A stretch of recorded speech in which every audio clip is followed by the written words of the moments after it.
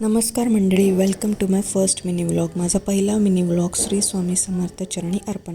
तर आज आपण बनवणार आहोत पावभाजी. सर्वप्रथम सर्व व्हेजिटेबल्स मी वॉश करून घेतला, नंतर त्या एकदम बारीक बारीक चॉप करून घेतला. गाजर आणि बीटरूट किसून घेतलं. कुकरमध्ये छानपैकी तूप टाकून त्यात सर्व व्हेजिटेबल्स फ्राय करून घेतल्या. नंतर पाणी टाकून कुकरला शिट्टी लावली.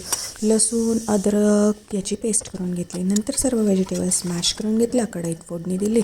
घरी बनवलेले मसाले, पावभाजी मसाले त्यात टाकले आणि भाजी फोडणीला टाकली. तुम्ही बघू शकता.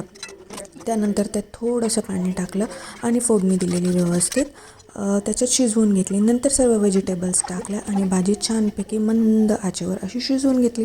थोडंसं पाणी टाकलं आणि भाजी व्यवस्थित आता उकडायला शिजायला ठेवली. नंतर त्याच्यावर छानपैकी प्लेट ठेवली. मी आणि आत्मजा बेकरीमध्ये गेलो आणि आम्ही दोघींनी पाव घेतले. आत्मजा तुम्हाला पाव दाखवते, बघून घ्या.